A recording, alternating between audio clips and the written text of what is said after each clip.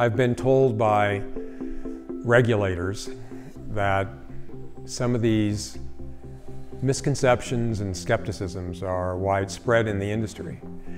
And even though I think activated carbon, certainly from our experience, is becoming more and more widely used, from the perspective of the industry at large, what we're really touching, RPI, is a very, very small fraction of the overall industry. I think people actually believe that activated carbon, well, number one, they believe it's an emerging technology that is brand new, even though we've been around for 15 years. So these skepticisms kind of distill down to a couple of different concepts.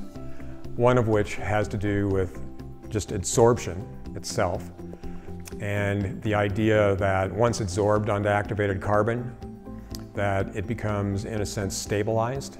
Once it's there, it's like you don't have to worry about it. It's kind of like stabilization of metals. If you take metal contamination and encase it in like concrete, well, now you can go and bury the concrete somewhere and you've stabilized it. So it's not going to then show up and recontaminate groundwater or soil. Those same kind of ideas that have been used in inorganics, environmental cleanups, specifically metals, were being applied to organics now with activated carbon, that somehow or other activated carbon stabilized these things. In the industry, they call things coming off the carbon rollover. And within the carbon industry, it's interesting because there were people at Calgon Carbon that I talked with, for example, early on, regarding this, who actually said that they agreed with that idea, that once something was adsorbed to the carbon, it would just be there literally forever. We've done work to actually show that things can be kicked off the carbon pretty easily if you treat it with the right thing. For example, if a carbon bed is used on a waste stream and it contains things like vinyl chloride is a very toxic chemical, carcinogenic. So you pump wastewater through your carbon bed for 6 months, and then you decide you're going to switch it from one waste stream to another. This new waste stream happens to have toluene in it. And what happens when you hook it up to the new waste stream is the first thing that happens is that the toluene kicks a massive slug of vinyl chloride off the carbon, which then comes out of the end of your carbon bed. This is rollover. So that was one of the first things that we really tried to get out there into the industry, this idea that things adsorbed to carbon weren't stabilized. Hopefully more and more people are understanding that that stabilization idea is not a good one. So the next thing that's kind of related to that is that, okay, things aren't stabilized when they're adsorbed to activated carbon, but the other thing that they're not is they're not bioavailable. The dynamic here is you put our product in the ground, the activated carbon cleans the groundwater. And with respect to BOS 200, the microorganisms, the bugs, then clean the carbon. Well, in order to clean the carbon, they've got to be able to get into the carbon and reach the things that are adsorbed into the carbon. And when you start digging into activated carbon, 90% or more of the actual adsorption of mass onto the carbon takes place in the microporous structure.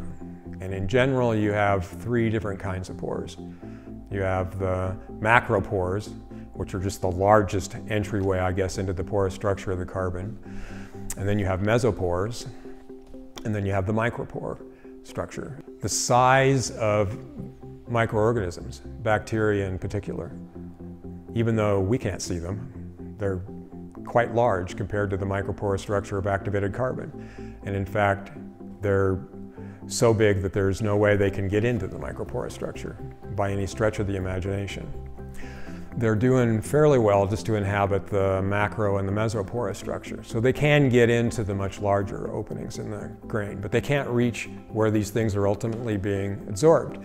And so common sense would tell you that if they can't reach it, they can't degrade it, so it's not bioavailable. So this kind of leads into one aspect of the things that we've been doing in the laboratory for the last 3 to 4 years, is developing experiments and bench studies to address that very issue. So we've developed compelling data that really does say that just because it's adsorbed doesn't mean it's not bioavailable. Indeed, it is bioavailable. Those were 2 of the fundamental skepticisms. One of the other ones, again, comes back to this notion of the adsorption capacity and these rules of thumb that people apply. The industry really needs to generate data to be able to support the idea that there is degradation occurring. And it's not just on the very outer surface of the grains of carbon, but actually penetrates into the microporous structure. So this was one of the things that they said the industry needs to do, and we've been pretty focused on that for a while.